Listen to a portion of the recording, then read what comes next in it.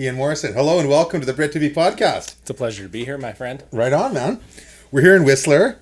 You are a local's local. You've been, I don't know if you're born here, but you were raised here. I was born in Squamish. My dad was too cheap to drive my mom to Vancouver, so...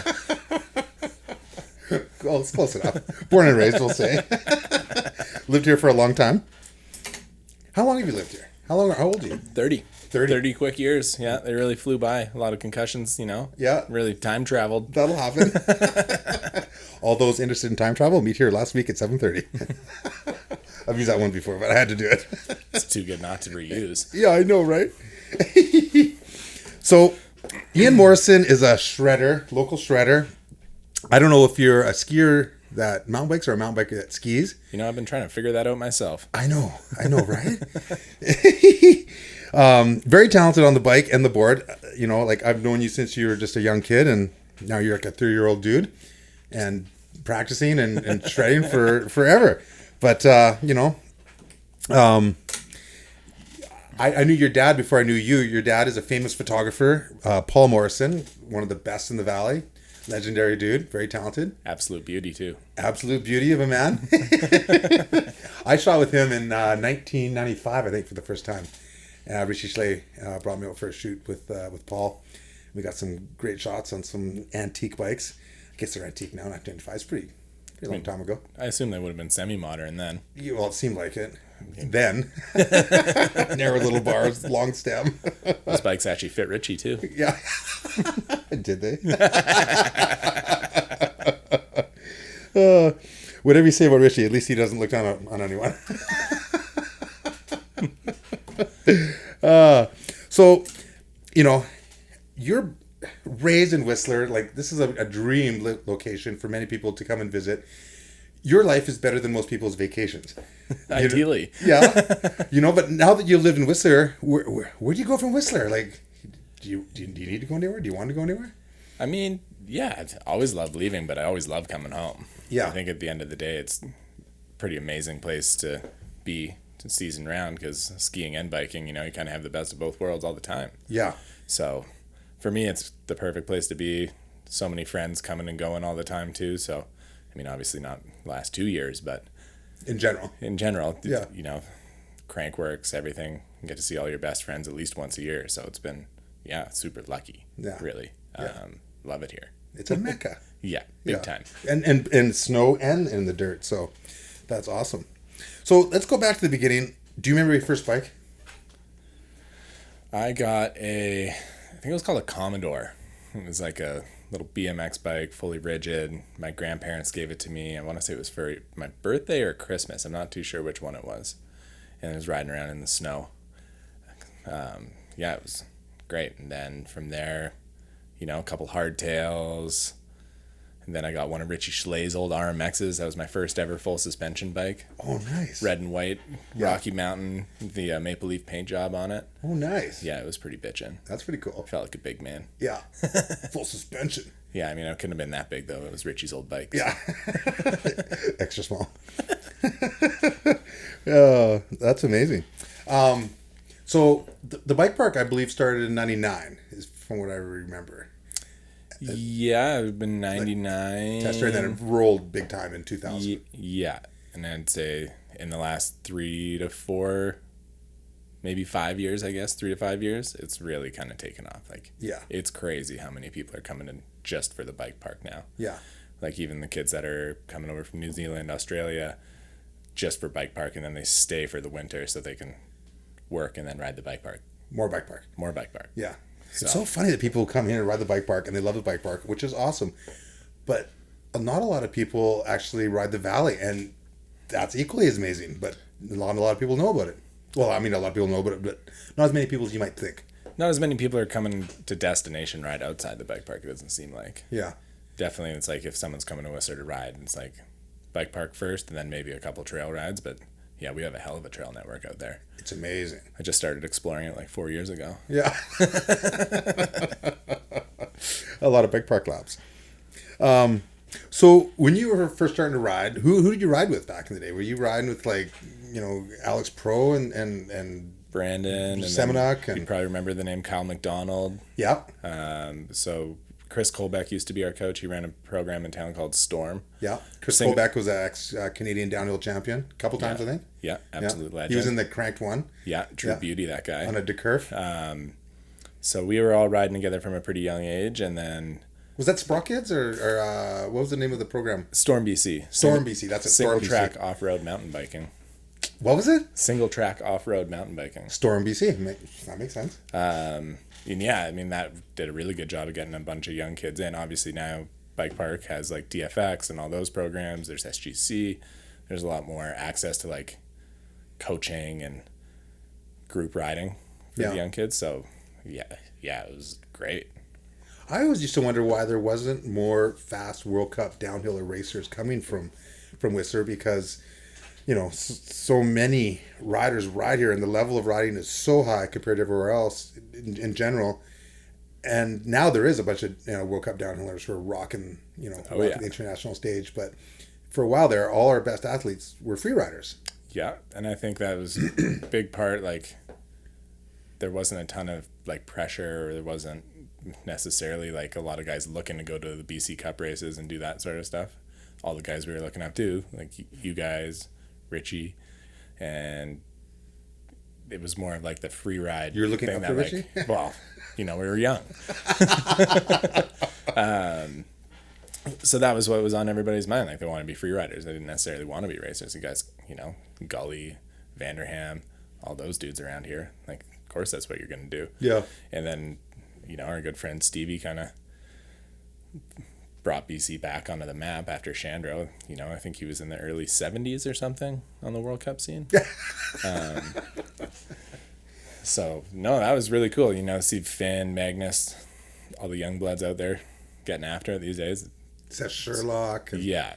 It's a pretty endless list when you get down to brass tacks these days. There's some amazing riders coming out of BC, and the Sea to Sky especially. Yeah. I used to think because, people say in England didn't have access to go free ride a bunch of variety of trails, and they hit the same trail over and over. And if they wanted access to a trail, they had to do the same trail, and they, got it dialed and got fast, sloppy conditions so they can ride in anything. But we have such a variety here that, why would you go ride the same trail twice unless it's A-Line, Dirt Merchant, Grab Apple. Yeah, Grab Apple. But,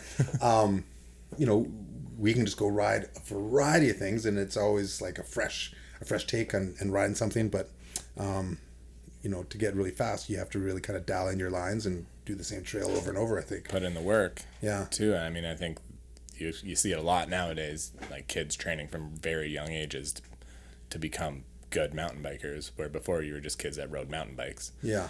And I think that's been a really cool progression in the entire sport. You look at the way people train year round to be mountain bikers now. I don't think that was really the same, 10 years ago.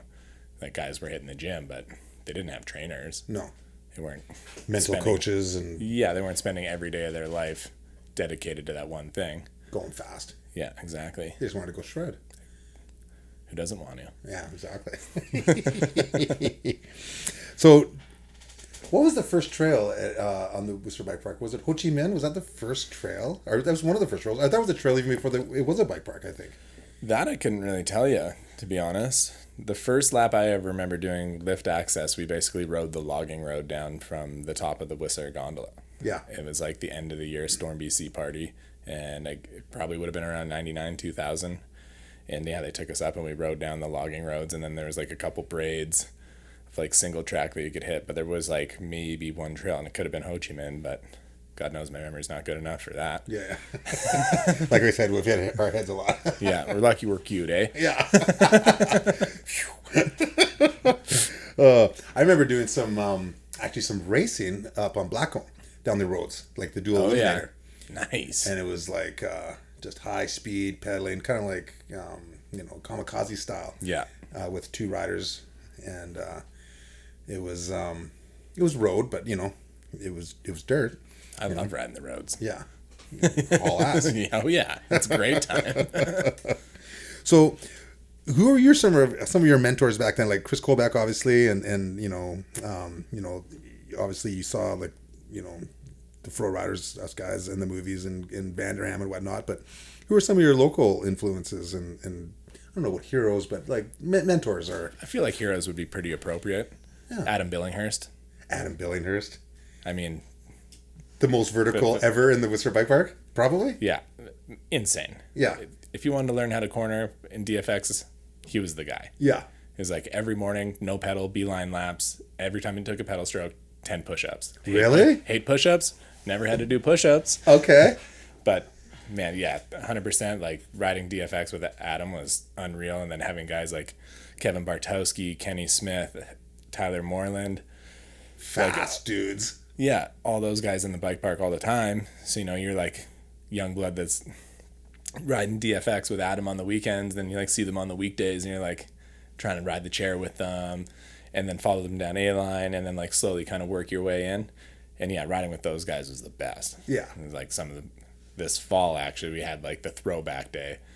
I was Tyler Moreland, Kenny Smith, Adam Billinghurst, Nick Geddes, Jesse Melamed, Remy Govan, and a handful of other like guys that we were riding the bike park with when we were like teenagers, all riding same crew, A Line all day. It was insane. It was so much fun to have that like kind of squad back together. It was great. Throwback day. Yeah, exactly. That's awesome. Kenny even cleared all the jumps on A Line by the end of the day. Proud of you, buddy. Oh my god. He's ridden some gnarly stuff. Oh yeah. The gnarliest. Yeah. But if you don't ride it here all the time, you kind of it's not the same as riding here every day. No. Yeah. I mean, it's tough to get any comparison, really. Yeah. You just get so much mileage. Yeah. It's so easy. It's the best. Yeah. Do a lap, sit on the chairlift, do another lap, sit on the chairlift, hit the same jump like 10 times in a day. You get dialed. Yeah, you know where you're going. Yeah. Yeah, it's great. Well, I appreciate your riding. You have ridden with, legends ever since you grew up, like we say, but you got a mean whip yourself. A couple years of practice, a couple crashes here and there. Yeah. Yeah, it's been good. I always forget this, so I'm going to do this right away. This is always a feature. We're sponsored by Ride Wrap. It's our corporate sponsor. It's time, right away, for the Ride Wrap crash of your life. Crash of my life. Okay, this is a good one. We were filming for the dirt segment in Unreal. Yep. Where it was snowing. When it was snowing dirt. Yeah. Great effects. And I think it was the third or fourth day of filming. It was right at the end of the day. And we had like, a foot and a half of peat moss on one of the takeoffs on A Line. Pretty mellow. Probably hit that jump over 1,000 times. And at the top, Finn Isles was like, man, finally, last take of the day, we get to go home after this. And I was like, oh, you little... So we drop in, I wash my front wheel and go to chuck my bike. It hits my knees, and I get pitched forward. I ended up knocking myself out, breaking 6 ribs, perforating my lung, separating my shoulder, and breaking my wrist. So that was at like 5 p.m. They took me down to the clinic, get checked out at the clinic. I end up waking up the next morning, no idea where I am. You weren't out that whole time. I wasn't out, but I don't remember. You're in and out. Yeah, physically I have no memory of from the time I hit my head and when I woke up the next morning. Wow, good one. So that was scary. Yeah. But I woke up at Sterling Lawrence's house.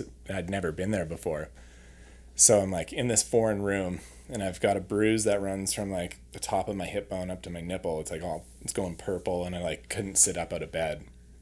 No idea what had happened, how I got there. So I kind of shuffle my way out of bed, and I'm just stumbling around in my underwear trying to find a place to take a piss that wasn't in the bed. Yeah. Ideally. You're a gentleman. I try to be. Yeah. So kind of wander around, and then Sterl wakes up and gives me the rundown of what had happened, and I was like, oh man, I don't remember any of that. So they were like, well man, we gotta go shoot. Do you think you can drive home? And I was like, oh yeah, for sure. So I try and load my bike on my bike rack. Ended up in Lillooet. They had to put it on for me, and then I'm cruising home, Village Gate Boulevard, and I'm staring at this red light, and I was like, man, what am I supposed to do?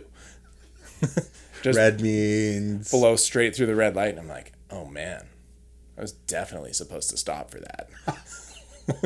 No way. Yeah, so at first they actually sent me home undiagnosed with the perforated lung, broken ribs, separated shoulder, and broken wrist. So a week later, I'd been like coughing up blood all week, just being stubborn, and I was like, nah, it's probably fine. Like, it's not that bad. Yeah. My mom's like, no, you're going to like follow up with the doctors and figure out what's going on. I'm like, okay, fine. So I go into the clinic, they pull up my chest x-ray, and you can see my right lung's like fully like wavy. I'm not sure if you've ever seen like a punctured lung or a perforated lung at all in an x-ray. Clear as day. Obvious. Bunch of broken ribs. And she's like, so how much blood have you been coughing up? I was like, like a little bit, not too much. She's like, okay, well at this point, like there's probably not too much we can do. So you're more than likely okay. But if your lung collapses, call 911. And I was like, seems logical. Yeah, drive home, you'll be fine. So like another 6 weeks goes by and my wrist is still really hurting. And my mom again is like, go get a fucking x-ray. Yeah. And I'm like, it's not that bad though. Oh my God. So go in, get an x-ray, like broken scaphoid, get surgery.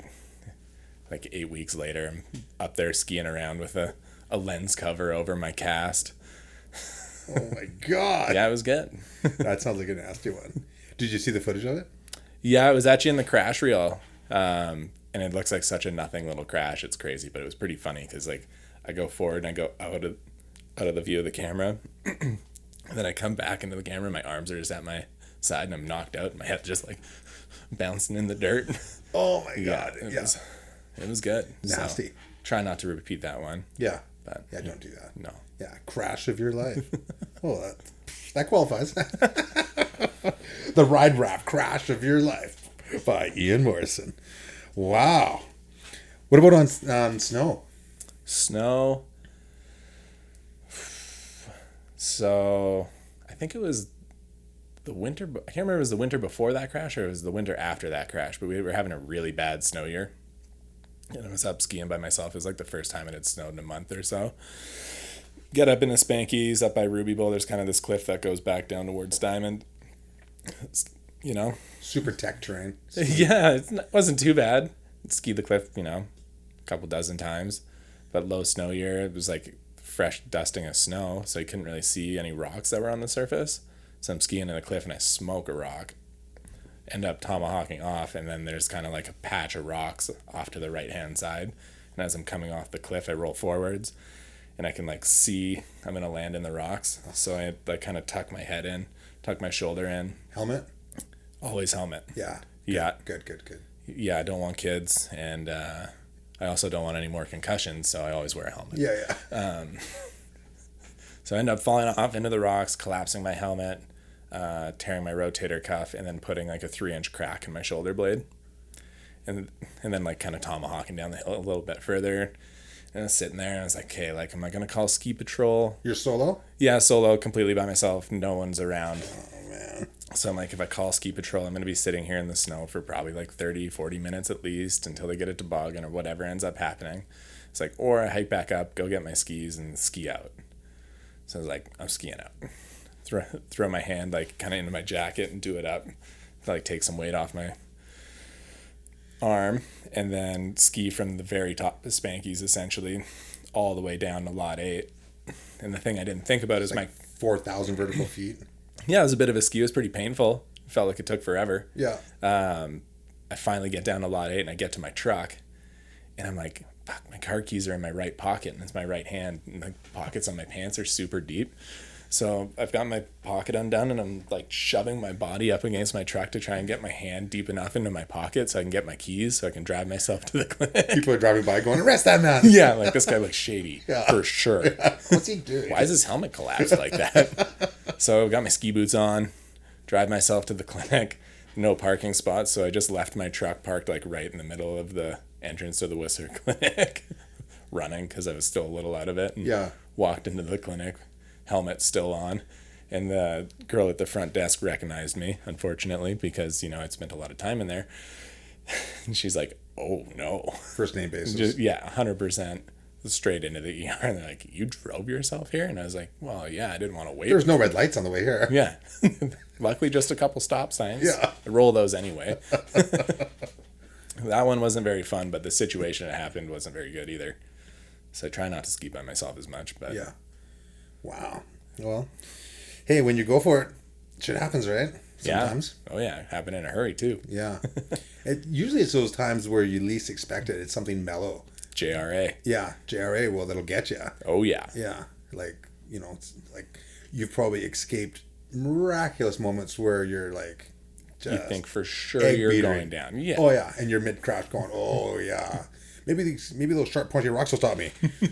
No, but then you get up and you're like, I'm totally fine. Yeah, it's weird. But then those moments will get you. Wow. Well, that's. I'm glad to see that it worked well. Lungs still work well and wrist works well. Well enough. Yeah. High five. High five. I can do push-ups. Yeah, well, that's a good thing. Barely, but I can. Yeah. in a row.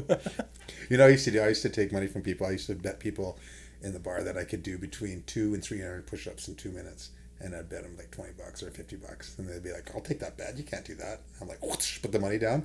Then you do 1, 2, 3. You take the money and they're like, hey. And you go between 2 and 300 push-ups. Damn. Yeah. That's a good racket. Yeah, totally. Don't tell anybody. Or they might hear on the Brett Tippie podcast, but hey. No one else tell anybody. Shh. Oh, wow. Adam Billinghurst. How many millions of feet has he done? How many Maxxis tires has he worn out, you think? Oof. I mean, it's got to be well over 2,000. Yeah. How many tires do you think you've gone through in your lifetime? You're at the Whistler Bike Park. Probably go like 6 a year, give or take. I tend to run them a little longer than they're good for. Yeah. Have a couple close calls and then put a new one on. I've never actually thought about that. I wonder. It's a lot of rubber. Yeah. That's for sure. Yeah. Luckily, that stuff's super recyclable these days. Oh, and there we go. Oh, my God. What's the difference between 365 used condoms and a used tire? You have a used tire at home? One's a good year, one's a great year. So, is it safe to say that your favorite trail is like depends on the day, A Line or Dirt Merchant? Yes. Yeah. 100%. Yeah. Yeah. If you had to choose? That's tough. That is tough. I don't know. I think I'm gonna have to go A Line. Me too. It's a work of art. Yeah. Many have tried to emulate it, but they did it right the first time, and they've modified a little bit and touched it up over the years, but it's like, yeah, the odd tweak here and there. It's perfect. It's so good. Yeah. Like if you get those classic fall days where it's like mellow, they've just done a bunch of work on the middle section of A Line, and you get the crew, it's like best day of the year every time. Yeah. It's so good. What's your favorite jump to Tombstone? I don't know. I kind of like some of the smaller jumps because they're more fun to scrub. Yeah. But yeah, Tombstone's damn fun. The Moon Booter, also quite a good time. Yeah. Or that last jump where the GLC drop used to be. That one's good. Yeah. Yeah. I don't know. There's a lot. I don't think I could just pick one. It's hard, yeah. Yeah. Can you scrub both ways? No. To the left? Yeah. Yeah. Every time. Yeah. Do you try? Scrub to the right? A couple times. Yeah. When you're good at something, just don't fuck with it. Yeah. It's like Blue Steel. Just about killed Zoolander's career. Oh my God, that's funny. What's your favorite tech trail? Favorite tech trail? Top three. Your go. Maybe not your favorite, but your go-tos. Let's go ride some tech. What are three that you'll go to? A Line. Yeah. Oh man, favorite. Probably Lower Whistler downhill. Yeah. Lower Canadian Open. Okay. Big fan. Yeah. No Joke. Yeah. Love some No Joke. Yeah. Yeah, there's some good. What gives you pucker factor when it's wet? Which ones you're like, okay, this might be spicy? Everything. Yeah. Depends how old your tires are. Yeah. Fresh tires. Goat's Gully. Yeah. Yeah, I don't know. Wet tech riding. You're just always scared. Yeah. There's like that really fine line though when it gets wet, where it's like if it's rained a little bit and then it gets like everyone's dragging mud down the trail, it gets like terrifying. Super slippery. And if it's raining really hard, all the rocks are clear. Yeah. It's not too it's bad. It's actually pretty good. Yeah, you can point and shoot, and away you go. Yeah. So I'd say I'd rather ride in the like driving rain than like the spitting. Yeah. But You followed some pretty talented riders. I had a chance of a ride with Danny Hart. I think it was for Bike Park after the race season, after he won the last race of the year. And he came here for some riding, and I got to ride Joyride with him in the rain. You know, in sections. Yeah. And I've ridden with some good riders, and I've seen some talented people like send it down the mountain. But that was one of the wildest things I ever seen, was watch Danny Hart in the rain down Joyride, just hopping. Yeah, it'd be shocking. Section. It kind of was like, it seemed suicidal. I was like, that's mental. Sir, you can't do that. Yeah. You're not allowed to do that. I don't know how you're doing it, but you're not supposed to. Yeah, that's not physically possible. It was like one year we were filming, I think it was Stevie and 3, like the Da Vinci videos that we did with Mike Goldstein and Stevie back in the day. Yeah. And it was the last one we filmed in Nanaimo.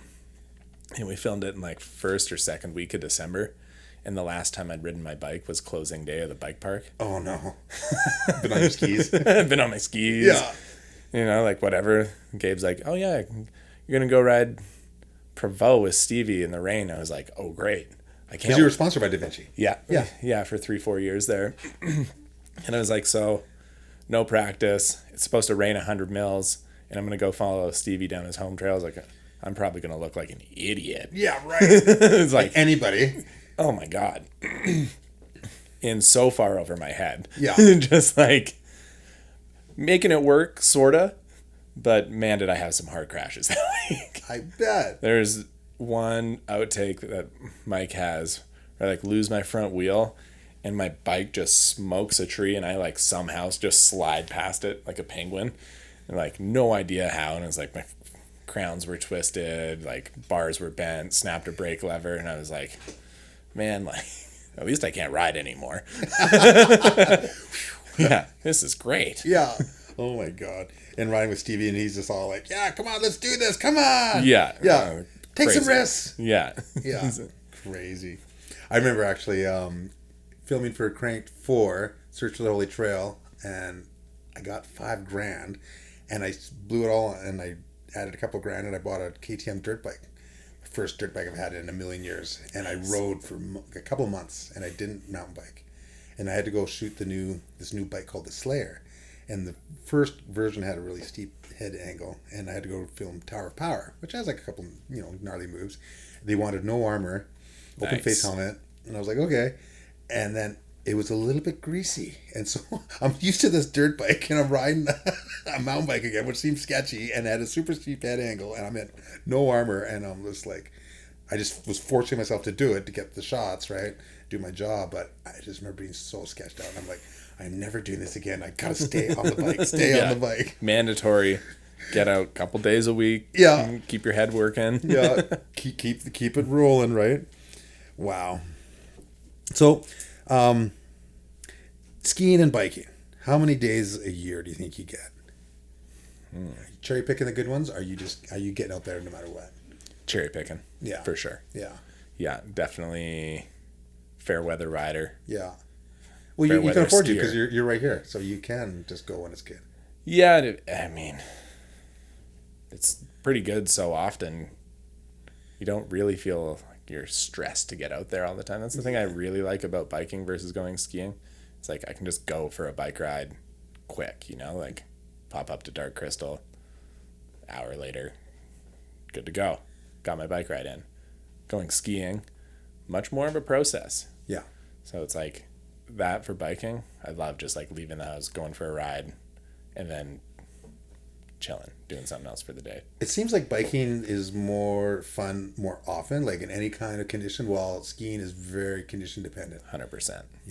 So biking, it's always pretty good, but skiing can be like really good or so. The good days skiing are like the best days of your life, and the average day biking is still pretty goddamn good. Right. Yeah. So, I get it. It's like higher average on the bike, but not the highest. Yeah. When you get the deep snow and yeah, you're like on the sled going sled skiing, or you get the resort on those like odd pow days, the someone closed the road down in the morning because they spun and Yeah. the chairlifts are empty. Like, those are pretty hard to beat. Yeah, it's true. Some people only bike and some people only ski. And I don't understand how they don't have the yin and yang of the seasons, you know, and maybe it's where they're from and they just have, you know, that, you know, capability to only do that. But for sure. I mean, I look at all my ski friends in the last 6 to 9 years, they like all ride bikes now. Yeah. Whereas like before that, none of them had bikes. Yeah. So now every skier I know bikes during the summer. And they rip right away. Yeah, for sure. It's insane. They're so used to going fast. And one thing I think is like directly relatable is like skiing and biking is like kind of how you look at, you're looking ahead, the way terrain's moving past you. Yeah. Like obviously on the skis, you're picking your line way more because you're on a trail. Yeah.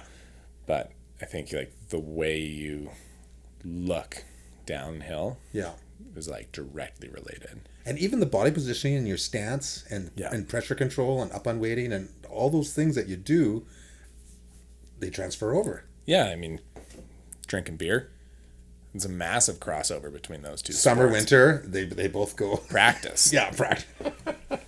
Oh, I look at guys like who are awesome here, like Stan Ray. And in the mountain bike world, no one knows him, but, you know, he's jumped on a mountain bike and he shreds. Oh, yeah. And a bunch of the girls, like on the ski cross team, Brittany. Yeah. Rip on a bike. Like, yeah. It's just, it's a natural crossover. 100%. Yeah. Yeah, I can think of dozens of those, like, kind of same scenarios. Yeah. It's like, you just started this, like, 2 years ago. Yeah. You're so damn good already. Yeah, no, yeah. Stop it. So, you know, I've seen some amazing photos of you, and you seem to know where the good spots are. Tell us where those spots are. No, I'm just kidding. Well, I think that's also... No name face. Yeah. Devil's Peak. Yeah. But it really matters, you know, like Richie was always a master of this. Like he would be like writing notes of when the light was good on places and then going back with the photographer when the light was good, because you could ride the same place, but when the light's not the same or good, looks terrible. It's not nearly as magic, right? 100%. So the light and the timing of when you do get the light is key, and that's when you get a good shooter, is when they're like, yeah, this was good, this is good in the morning, this is good in the afternoon, and like, you know, you're making art with the photographer. Yeah. It's not just being able to ride well. You have to... I think that's one thing that's really unique. Shooting photos versus video, obviously, is, you know, you're finding a feature with a background. Like something that's beautiful and aesthetically pleasing. Yeah. Opposed to something that's like, not saying it can't be super gnarly, but more often than not, the best photos aren't coming on something that's like crazy. Yeah. Because you're trying to like get there. You might have to hit it a couple of times. You're waiting for light, you're doing whatever. So there's a lot of different things that need to kind of line up to get that good shot. Yeah. And when you're working with good photographers, like, it is insane what those guys can do with the camera. Yeah, it's like, was I there? Was that the same place that we're at? There's no way this is on the same day. Yeah. This looks mad. This is a postcard. This is a single page spread. Or wait, it is a single page spread. How many covers have you had? Ski and bike? Yeah. Probably like 15. Sick. Yeah, like 15 to 20 probably. Yeah. Something like that. Do you remember your first cover? I do. SBC Skier magazine. Okay. It was like 15, I think.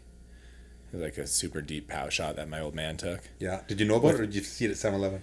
I got a copy sent like just as it was going to hit the shelves. Okay. Lost my mind. Yeah. Because back then, covers were it, right? Yeah, for sure. Like, that was insane. I didn't think I was going to have a cover for who knows how long. Yeah. I think Richie Schley was actually out that day that we shot that photo. And you got Richie. Nice. Yeah, I remember so many times I'd take Richie to location, and then I would do it first. I'd go bigger, and then Richie would like get the cover, and I was just like, ah. Man, he's like, he's good at it. He's father time though. He doesn't age. Yeah, and he'd have his face right. He's got gloves would match his goggles, like it's been mentioned before. And pearly whites to get his teeth done before he goes shoot for the totally day. right. You know, get them whitened. I was gonna get my teeth whitened, but I said screw it, and I got a tan instead. I mean, let's be serious though. Can those teeth actually get any whiter? No, they're whiter than the snow. I did some shots with Marcus Wiggins the other day, and You I was gotta like, drink some coffee, man. right? Tone them down a bit. But we're looking at the shots, and I'm like gritting, into this turn, and we're looking at the shots, and I'm like, oh my god, my teeth are whiter than the snow. He's like, oh my god, they are. We're laughing. So talk to me about free ride etiquette. Like in the snow, you need fresh tracks typically for a good free ride shot, and so you can milk a spot and maybe get a few different tracks out of a spot, and then it's done and needs a reset, right? But in mountain biking, there's kind of like a free ride etiquette where you don't ride someone else's line. It's like kind of a thing. You go build your own line or pick your own line somewhere, or show up with like a flat of beer. Or to the guy that built it. Yeah, bribe your way in. Yeah, exactly. But it's kind of a thing, right? 100%. There's poachers out there who will go and poach Anything. other people's spots. Yeah. And they don't care. Or parking spots. Or parking spots, like we just both did. Across the street from this podcast. Don't do it. Kramer's a dick. We were so nice, though. Yeah, I mean, look at us. I know, right? Smiley, friendly people. You can't be mad at us. Yeah. But there's definitely like an etiquette. Like at Rampage, people go out when they pick their line and you ride your own line. You don't ride someone else's line unless you buy them off with some beer or whatever, or unless you want flat tires. Right. Or you get a bad name. There's some people out there who have a bad name, and there's some people who play by the rules. But the same thing applies in the freeride world. Like you've got your features that you've built and are found. Put the time in. Yeah. And then you go and shoot them. And typically I think if you find someone else's line, if they build it and they don't do it, you got to give them at least a year or some time to go and hit it with good light and get it shot and get it published. Or the phone call. Or you're the bad guy. Like, hey, what's going on? Yeah. You built this in way too obvious of a spot. I know where it is. Right. Are you actually going to ride it? Like, I forget who it was, but someone went and poached Kenny Smith's train gap. And he was choked. And he called him up and said, dude, like, what are you doing? I just built that and like I want to go shoot it. And so they had to I think they had put the shot up or something, so they took it down. And, sorry, Yeah, I mean, that's one guy I wouldn't want to piss off. He's from Prince George. Yeah, PG guys. You don't piss off PG guys. No. Yeah, that's a scary breed. But but it's definitely a thing. There's definitely like a free ride etiquette. And, yeah, I mean, or you just look at it as not being a dick. Or right. Someone put that time in. They worked. Yeah. You're just gonna go poach someone's work. Yeah. I mean, it's one thing if it's in school. Poach away. Yeah. One rule, no cheating. You're basically taking someone's, meal ticket. Yeah. Some degree. Because people are trying to get published and get sponsored and or satisfy the sponsors they do have or whatnot, and it's their work. Yeah, for sure. So that's the thing. So kind of interesting dynamic. Some people don't know about that, and when you're in the scene, they need the knowledge.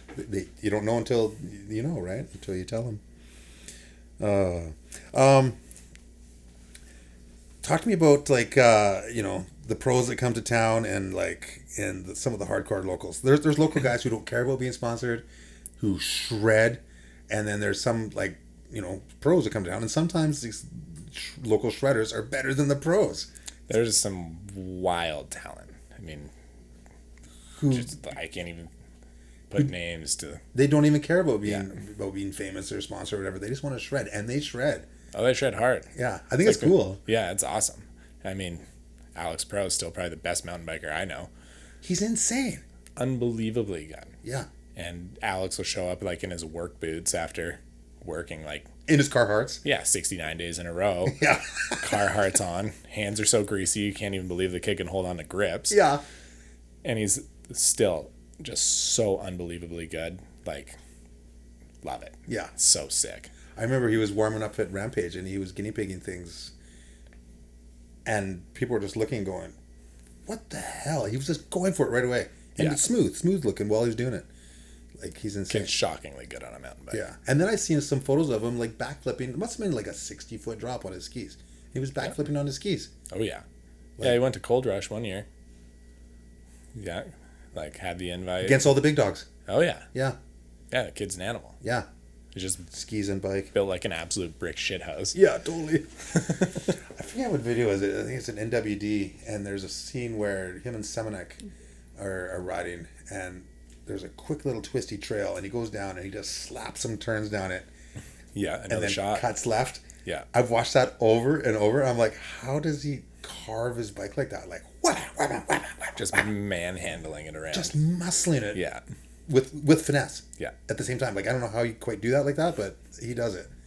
Yeah, it's good. Yeah, It's he's good. one of those guys. Oh man. So, as a local, you've been around here, you've learned the ropes and whatnot. What are some of your favorite establishments to hang out? Where have you had some of the most fun? Like restaurants, bars, I'm a GLC guy in Longhorn. It's right at the bottom of the hill. Those are go-tos, right? But there's lots of places, right? There's endless amounts of places. Some of the most epic times at Sushi Village. Unbelievable pants off parties. Yeah. Just all the sake you can drink, all the sushi you can eat. I mean, I think for 10 years of my life, I went to Sushi Village and Mojo's at least 3 times a week. Yeah. For a couple of years there. Dangerous combo. I once got my ponytail cut off in the Mojo's line. Come on. One of the bouncers for years. I used to have long hair. Yeah. For 4 or 5 years. One of these days I'm gonna cut that damn ponytail off.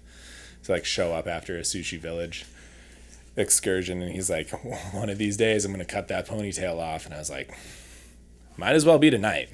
Really? So he grabs the scissors out of the coat check, stops the lineup, and it's Christmas break. It's lined up past the liquor store.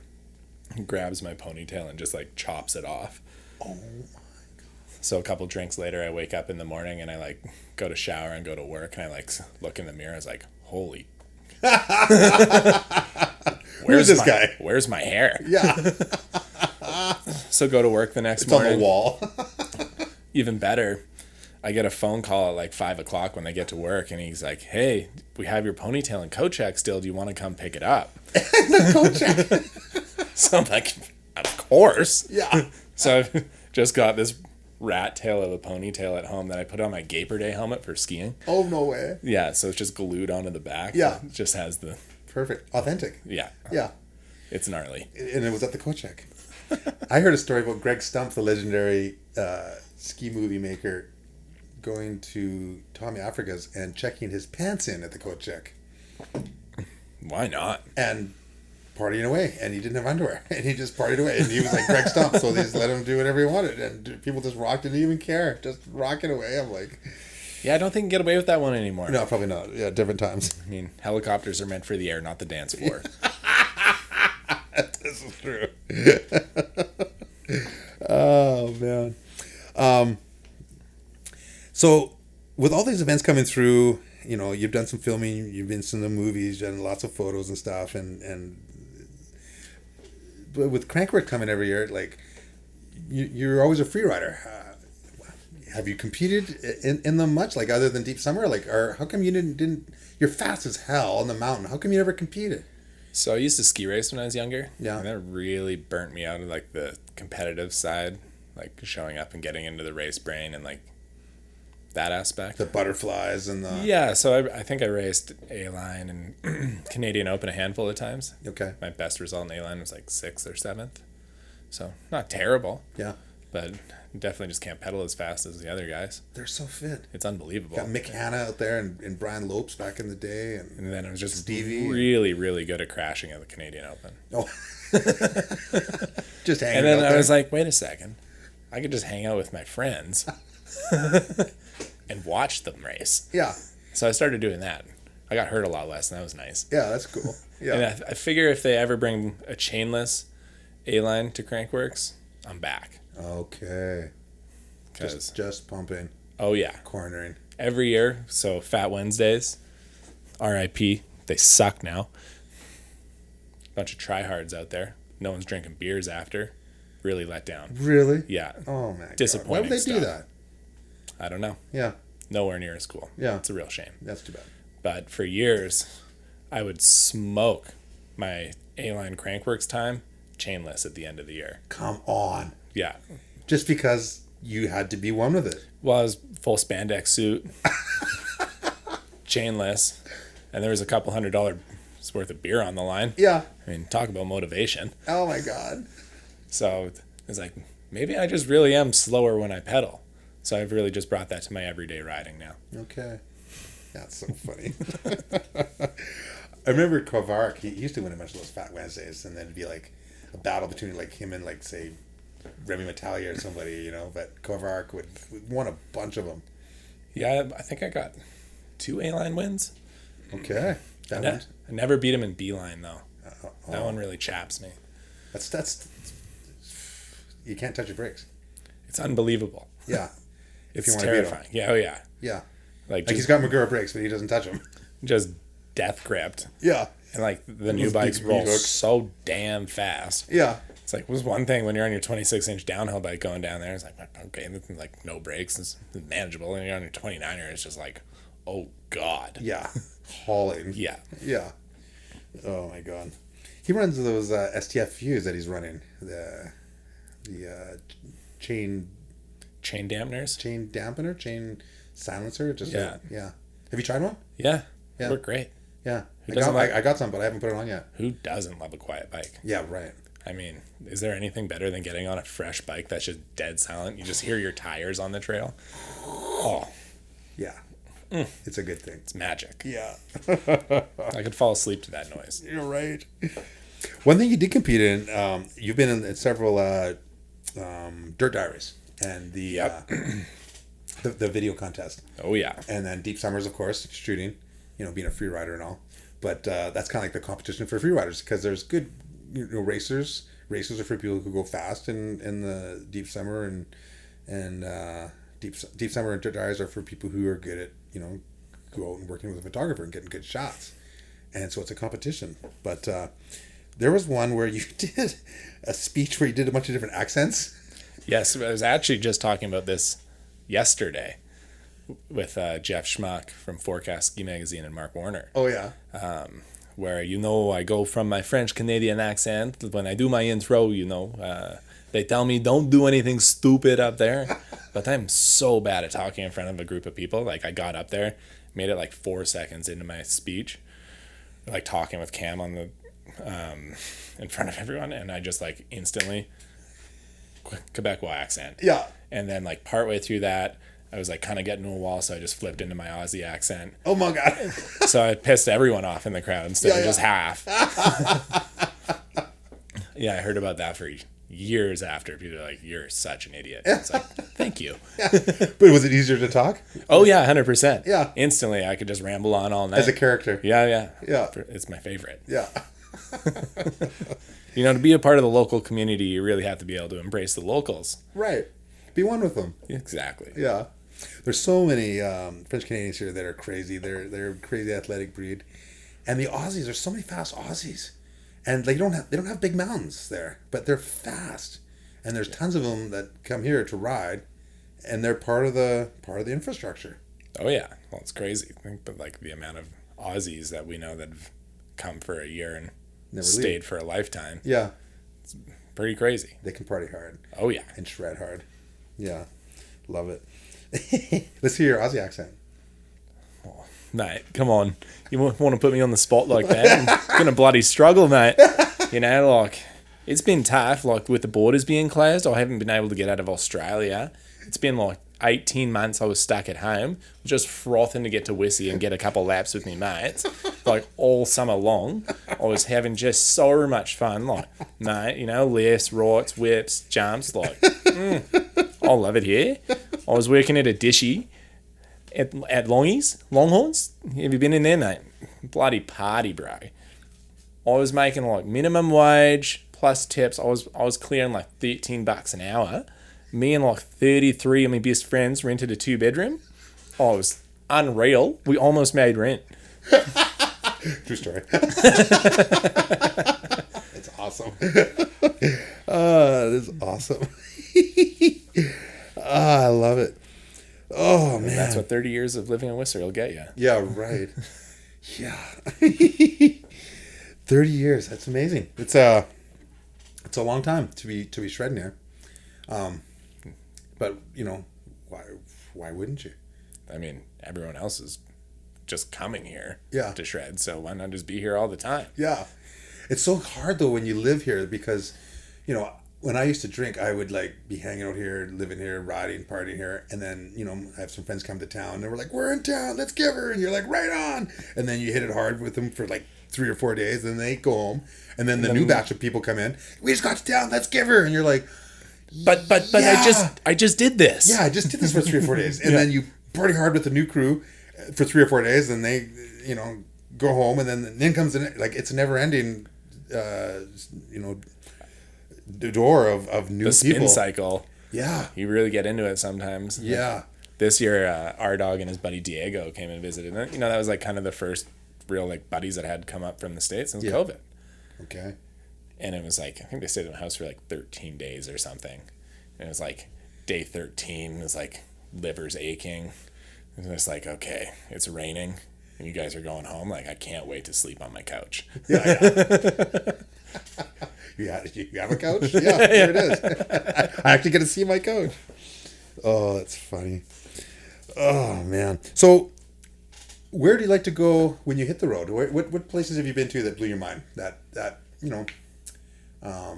gotta be deadpan honest with you, Tippie. I have really not traveled many places to go biking.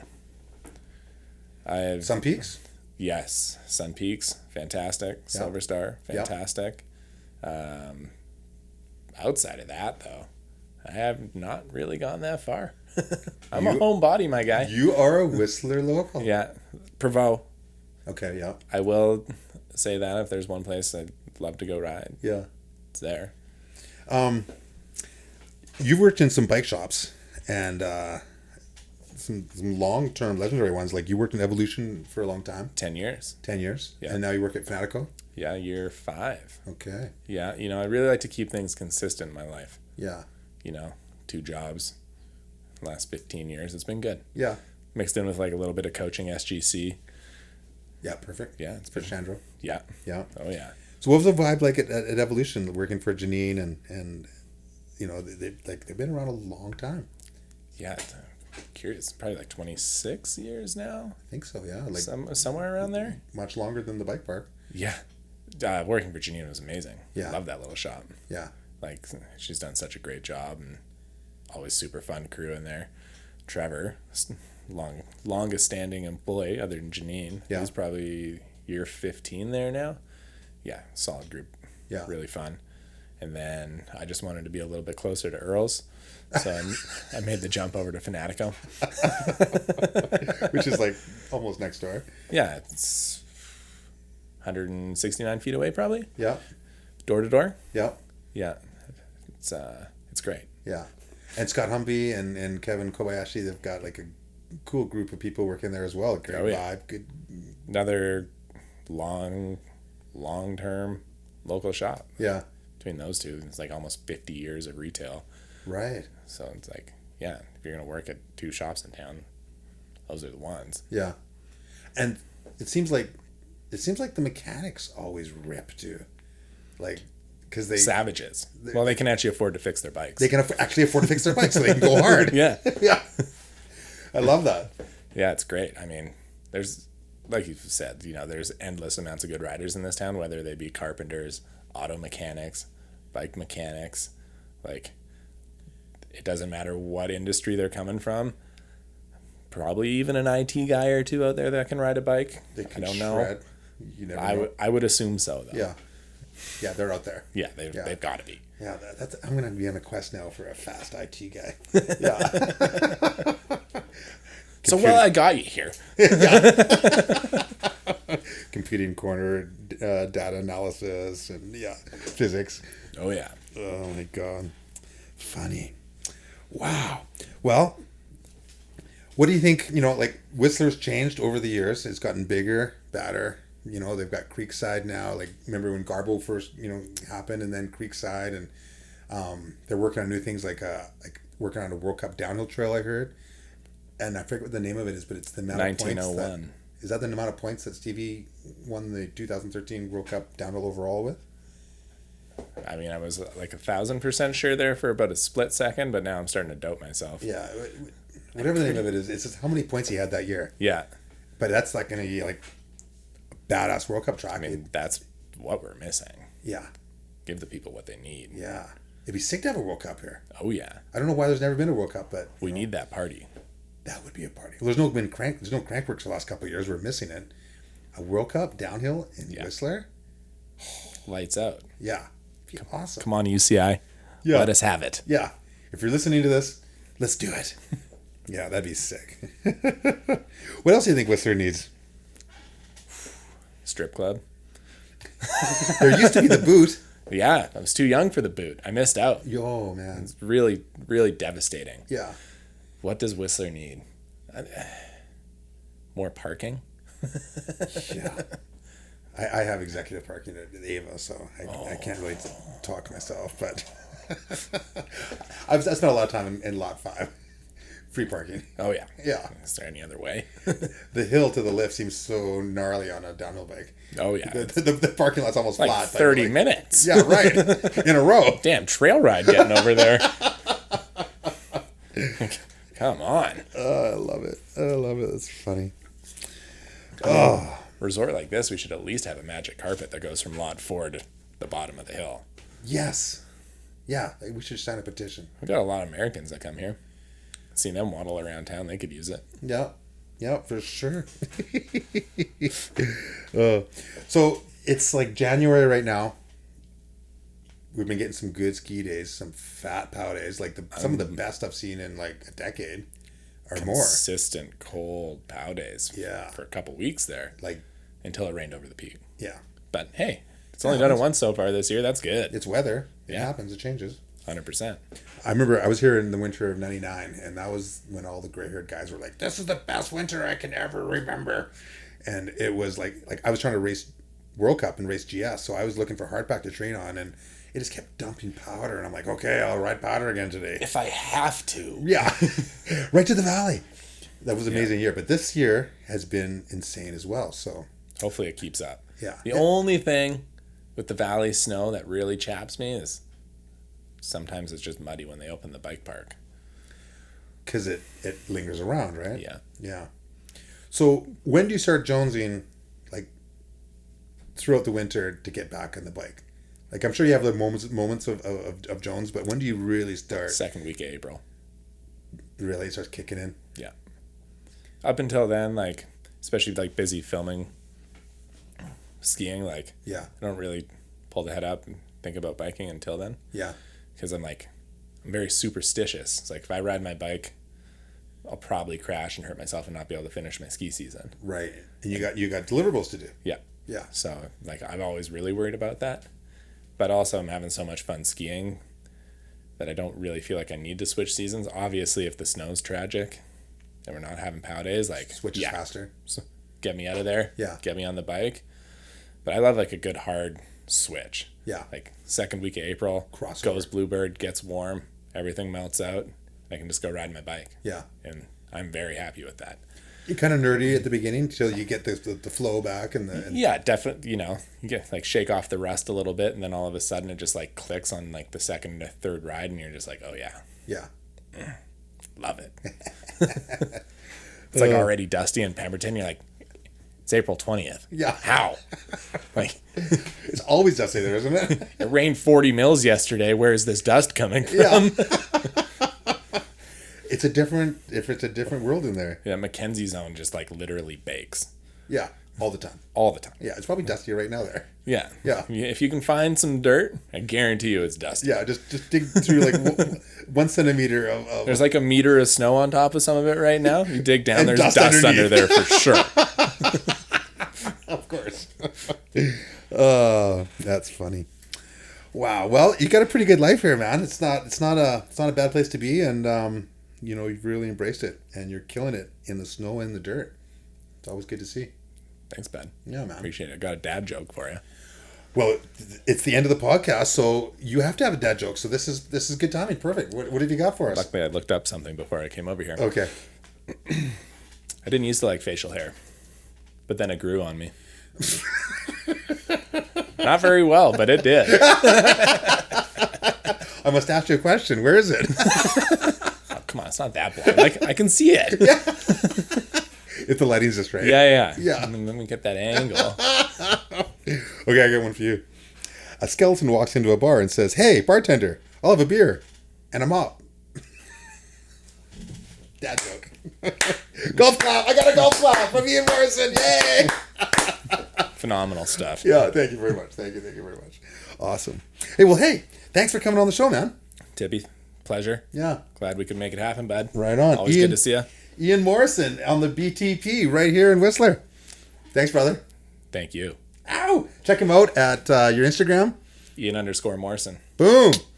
Right on. Thanks, buddy. Cheers, brother. Right on. Ian Morrisson. Good exit stage right. That was awesome.